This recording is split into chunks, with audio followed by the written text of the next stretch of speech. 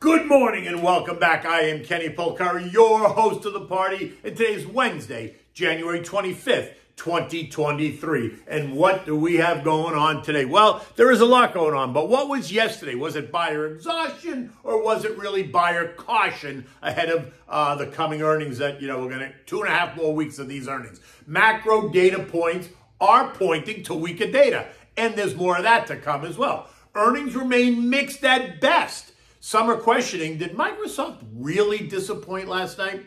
And the Fed remains in lockdown mode, but markets are still expecting a 25 basis point hike next Wednesday. Oil's a bit lower. It's that slowing U.S. economy story all over again. And what are we having for dinner? Well, it's a side dish. We're having the baked artichoke hearts. You can have it as a side dish or as an appetizer.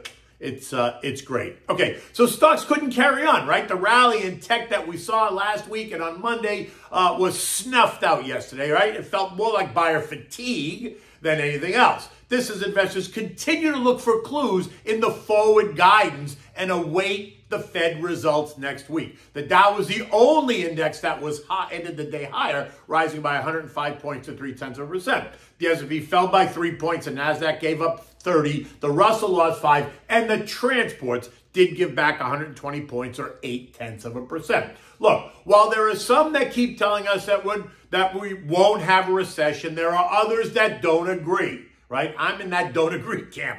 And so this tug of war continues. One day investors are concerned about the Fed being too hawkish and sending the country and the market into a tailspin. And then the next day they stand up and say, don't worry about it. It's not happening. And so you have this tug of war in the markets. Investors are now deciding how to allocate funds in this new year.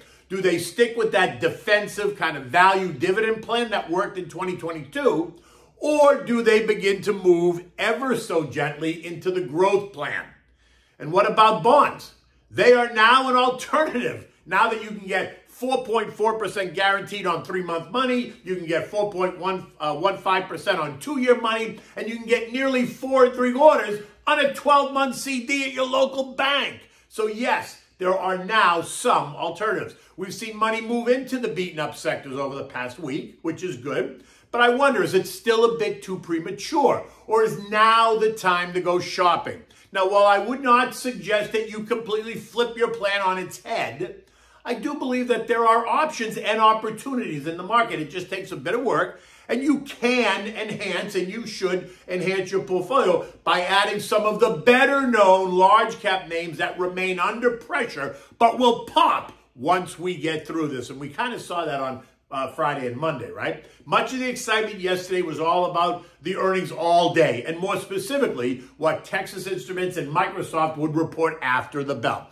Now, Texas did beat the number, and they beat on revenue forecast, but they saw sales drop for the first time since 2020, saying that the weaker demand in the end markets was responsible for the decline in revenues, right? That makes sense. The stock fell in the post-market trading, and this morning it's quoted down $3 at 174.50, 175-ish. Microsoft, on the other hand, the first of the real tech titans, reported a beat on earnings. They recorded their slowest revenue growth since 2016. Net income fell 12%, right? All expected, although their cloud revenue did climb, and that was the positive. Forward guidance, though, was a little bit weaker than what analysts had expected. CEO Nadella telling us that he expects to report only $51 billion in revenue this quarter, which is only a 3% increase year over year, which in my book is okay considering the environment. But I am one lone wolf in the pack, right? The stock surged by 4% in the post-market, but overnight traders had a change of heart. And this morning the stock is quoted down $5 at 237.20, 237.60. If they get really carried away, I suppose you could see the stock trade down to the 220-ish area. That's the November low over the next couple of days. But I don't think so. I am a buyer of Microsoft on weakness. It's a core holding in the portfolio. Buy it on weakness. At least I am. You do what you do.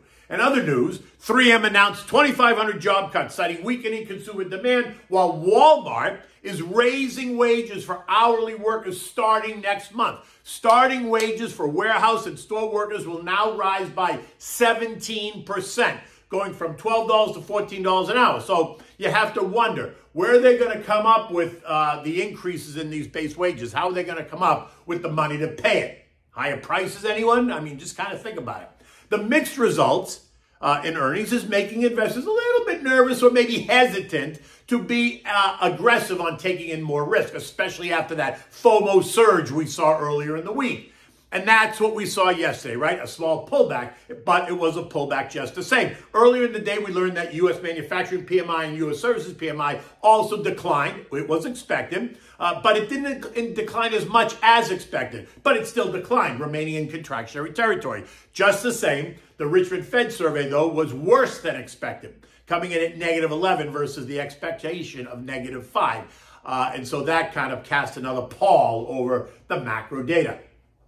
We are now 1 week away from the next FOMC meeting, and by now we all know what we are going to hear, right? Rates will rise by 25 basis points, taking the range to 4.5% to 4.75%. Now, while there's still some possibility that he takes it up 50 basis points, I would give that outcome a 0% chance at this juncture in the road. Why? Because they made it very clear that the next move is 25 basis points. That's why. So anything different would send the markets into a tailspin, and I don't really think he wants to see that happen. What I then expect he's going to do is he's going to leave the door wide open to 2 more 25 basis point hikes, one in March and one in May. And then he will suggest that the Fed will pause. He will not commit to that schedule just yet, though, but that's what my gut tells me, right? At this point, the range would be between 5 and 5.25%, a place that he has identified as a place the Fed wants to go before they pause. Remember, though, that there are some bond guys, Jeffrey Goodlatte to be specific, that told us last week the Fed would stop after the March hike, which would leave us in the 4.75-5 range, saying that investors should listen to what the bond market is telling you versus what the Fed is telling you. I think he actually said it like this: the Fed has no idea what they're doing, basically. I mean, you gotta love this, no? I love when these big guys get on there and they just go back and forth like this. Now, remember, the Fed remains in lockdown mode until next week, so you're not gonna hear anything from them.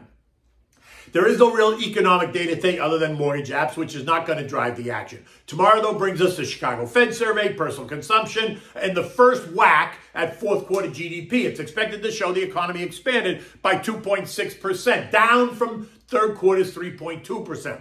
We're also going to get wholesale and retail inventories, durable goods and capital goods ordered, and capital goods shipped. That's a key indicator because it speaks to, the health of the economy, like they all do, but that's an important indicator. We're also going to get new home sales, which are expected to be down 4.7%. But recent headlines are suggesting that more than 60% of home builders are now offering lots of extras at no cost. Money towards down payment for those that need it, 4 months of mortgage payments, 6 to 12 months of property tax payments, and free upgrades depending on where you live. So it could be pools and hot tubs if you're here in the south, or it could be finished basements if you're up north. So let's just see how that works, right? And we are also coming into now the spring selling season, which begins in February. But Friday is going to be the day to watch. That's when we're going to get the PCE, the personal consumption expenditure, the Fed's favorite inflation gauge. And that's expected to be down from last month and last year. And that's good. But we know this already. Unless the decline is significantly larger than the expectation, my sense is that it's already priced in, right? But we know how finicky markets can be and traders can be and the algos can be. So you got to take that with a grain of salt. And it is another big earnings day. Tesla to report after the bell. So expect all kinds of speculation all day. What are the analysts telling you? What's the option market telling you? And what are you telling you? Other names to watch today, IBM, which I love. I love IBM, and I do own it. Boeing, General Dynamics, Nextera, ADP, FCX, right? Telephone, US Bank, NSC. So as you can see, these reports represent a broad range of the economy, right? EVs, tech, defense, electricity, mining, communications, and data and transaction processing, right? So we're gonna get a wide view. Oil lost a little bit yesterday. They rehashed the slowing U.S. economy story. Of course they did, because they needed to send oil lower for some reason. They're citing slowing manufacturing and services PMIs, which is interesting because we knew that. The China reopening being pushed to the back burner because it doesn't fit yesterday's narrative, right? That's bullish. They don't want to talk that. They wanted negative yesterday. The markets are waiting on industry supply data, right? And an increase in supply might suggest lower prices are ahead. But remember, OPEC Plus could easily reduce production if demand-supply concerns increase, and they have made it very clear that that option is on the table. This morning, oil is trading down 12 cents at $80 a barrel, but it did trade as low as $79.57 overnight. In the end, I'm still bullish on oil and looking for higher prices in the weeks and months ahead. Recall the Reuters poll calls for the average price of oil this year to be $89.37, which means it's got to trade higher in order to get the average up. Treasury prices rose just a bit as investors opted for stability, and that pushed yields just a bit lower, but the curve remains inverted and has been now for 11 months. European markets are also just a bit lower despite improving business conditions in Germany and improving Eurozone composite PMI. Right? Germany's IFO says that the business climate index rose to 90.2, up from 88.6 on considerably less pessimistic expectations. That's good. But speaking of Germany, they're also sending 14 Leopard 2 battle tanks to the Ukraine to assist in the fight against Vlad. And speaking of Vlad, has anyone heard from him lately? Rumors are becoming louder and louder that he is suffering from something. We can only hope. So maybe the Russia-Ukraine war is going to come to an end sooner than we all think, right? Thoughts on that? Feel free to respond. Markets across the region are down about 0.4% this morning. U.S. futures are also weaker. The Dow down 180, the S&P down 30, the Nasdaq down 145, the Russell down 9. Traders and investors are bracing for the slew of earnings today and the rest of the week, along with the economic data that we're going to get the rest of the week. So far, only 65% of company reports have beaten the estimates, and that's 10% below the historical average. And remember, this is after we've seen lowered revisions, and we still have 2.5 weeks to go. So the question I asked yesterday remains very relevant. Have investors and traders taken stocks to levels that cannot be supported by what we are about to hear? The S&P closed the day yesterday at 4,016, down 3 points. Not a big deal. And this morning, and if this morning's weakness persists, then we're going to pierce 4,000 and look to test the trend line at 3980. The question is, will it hold or will it fail? A failure to hold will change the tone. It'll also cause the algos to go into a more aggressive sell mode. Think just a technical failure on the chart. And that could see the S&P trade down to 3925-ish. In any event, the weakness should be viewed as an opportunity to go shopping. Remember, as a long-term investor, we keep talking about not chasing stocks, but letting them come to you. And while that can be a bit unsettling at times, they will come. And if you have built the portfolio that I keep talking about, and you buy names on weakness, then when they come after them again, like they did on Friday and Monday, guess what? You're there. You're going along for the ride. You haven't missed it. So stick to the plan. Okay, so what are we having tonight? This is like a side dish, an appetizer, baked artichoke hearts. If you like baked artichoke hearts, and I love them, this is great. So for this, you need olive oil. You need 3 14-ounce cans of artichoke hearts, rinsed and drained. You can use frozen, but if you use frozen, make sure they're well defrosted and pat them dry before using them. Don't leave them wet, right? You need minced garlic, crushed red pepper flakes. Now, for the seasoned breadcrumbs, you know me. I take plain breadcrumbs, salt and pepper. I put onion powder, garlic powder, fresh grated Parmigiana cheese, a little bit of chopped parsley for color. So a little bit of fresh lemon juice in this one because of the artichokes. I don't do that all the time. And a bit of white wine, again, because it's for the artichokes. And you know me, I like the Pinot Grigio Santa Margherita, both for the breadcrumbs and to drink. Now, preheat your oven to 375. Mix the breadcrumbs, right? Set them aside. Just put a splash of the white wine and a splash of the lemon juice, right? Don't soak it.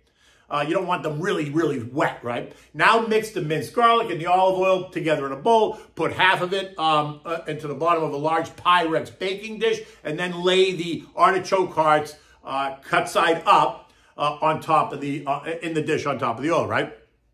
Take the remaining garlic and oil and sprinkle it, put it over drizzle it over the artichoke hearts. Now take the seasoned breadcrumbs on top, put it all over the artichoke hearts, right? I just put it everywhere, and then bake it in the oven for 15 to 20 minutes, making sure that, you want to get the artichoke hearts hot all the way through, and the breadcrumbs just beginning to get a little bit brown. Then turn on your broiler and put them under the broiler for nothing more than a minute or so. just to get them a little bit crunchier. You want the breadcrumbs to just get a little bit crunchier. But you have to stand there and watch it. Once the broiler comes up high, they're going to, if you put them close to the broiler, they're going to cook very quickly. So watch it, because otherwise you'll ruin it. So minute max. Now, like I said, this is a great side dish for dinner. You can use it even as an appetizer if you're having people over. You want to put something, on your coffee table along with maybe the charcuterie as an appetizer before dinner. But either way, you can never go wrong with these baked artichokes, right? Listen, it's going to be another beautiful day here in Florida. The sun is out. The sky is blue. The markets are just a little bit cautious as we go into the opening bell. Until tomorrow, take good care.